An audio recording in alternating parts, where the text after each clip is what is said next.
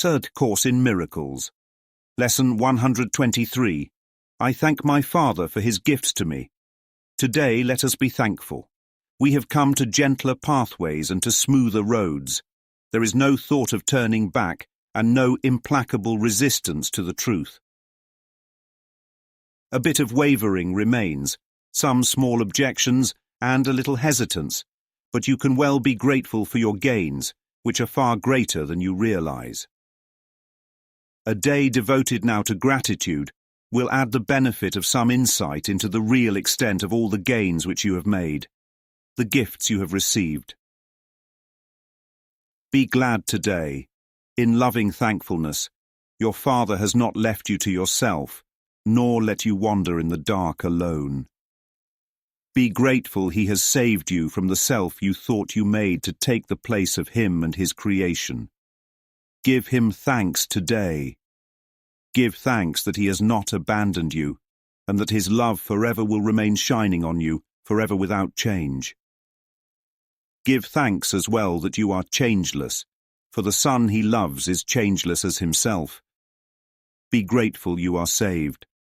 Be glad you have a function in salvation to fulfill. Be thankful that your value far transcends your meager gifts and petty judgments of the one whom God established as his Son.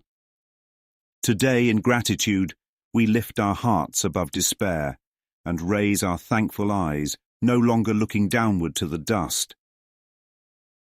We sing the song of thankfulness today in honor of the self that God has willed to be our true identity in him.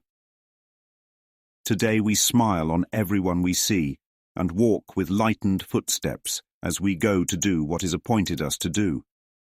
We do not go alone, and we give thanks that in our solitude a friend has come to speak the saving word of God to us. And thanks to you for listening to him. His word is soundless if it be not heard. In thanking him, the thanks are yours as well. An unheard message will not save the world, however mighty be the voice that speaks, however loving may the message be.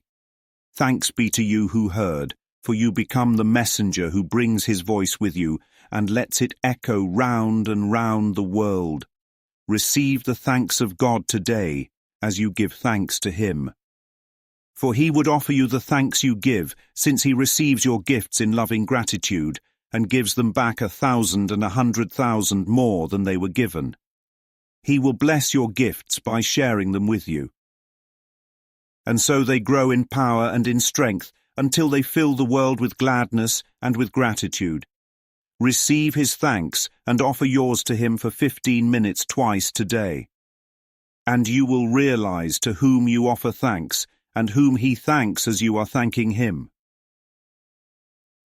This holy half an hour given him will be returned to you in terms of years for every second. Power to save the world eons more quickly for your thanks to him. Receive his thanks, and you will understand how lovingly he holds you in his mind, how deep and limitless his care for you, how perfect is his gratitude to you. Remember hourly to think of him, and give him thanks for everything he gave his Son, that he might rise above the world, remembering his Father and his self. I thank my Father for his gifts to me. But do I even know what they are? What have I called gifts that were really bargaining chips? What have I named as blessings that only deepened the dream? What have I begged for that would only reinforce the lie of lack? The gifts of God are not what I asked for. They are what I stopped resisting. They are what remain when my asking ends. I don't receive them through effort. I receive them when I no longer try to earn them. Gratitude is not an attitude, it is surrender. Not surrender to a God who demands it, but to a truth so total, my pretending cannot survive it. There is no implacable resistance to the truth, not anymore. Because the identity that was resisting it is dying. The one I made. The me I performed.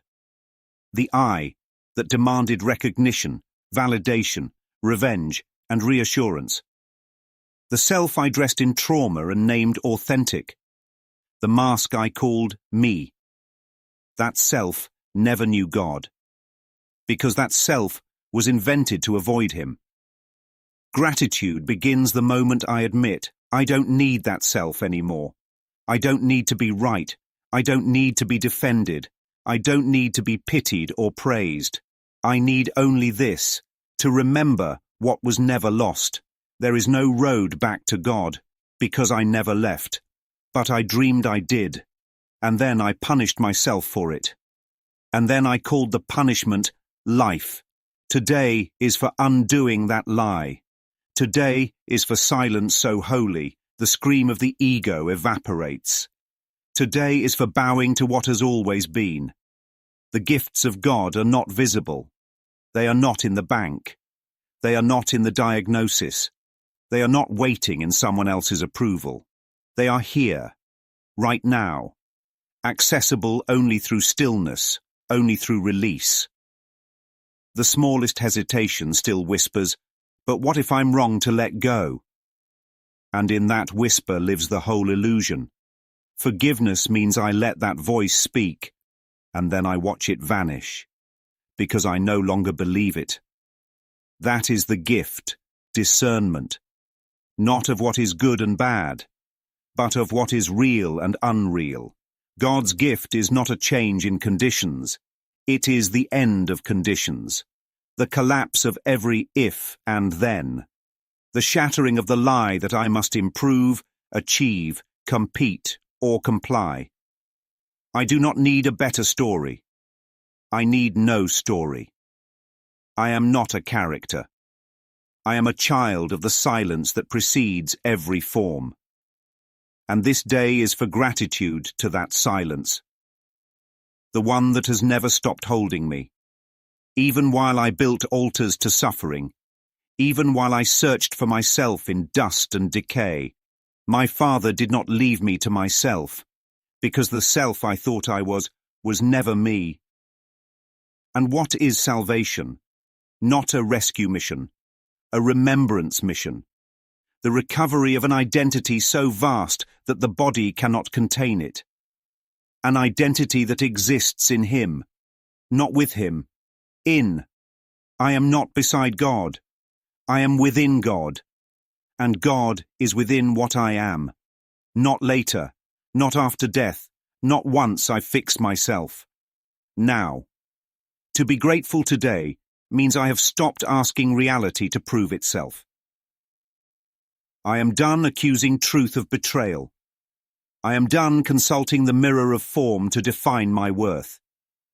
And I am done pretending I know what to want, because I no longer want substitutes.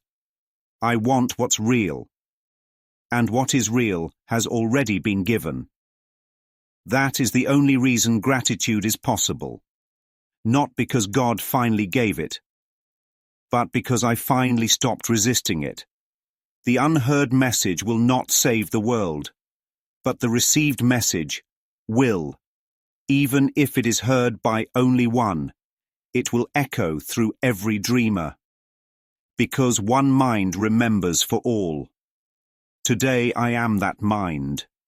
Today I say thank you, not to the world, not to the dream, but to the light I never left, to the truth I never lost, to the self I cannot destroy, and to the Father who never changed his mind about me.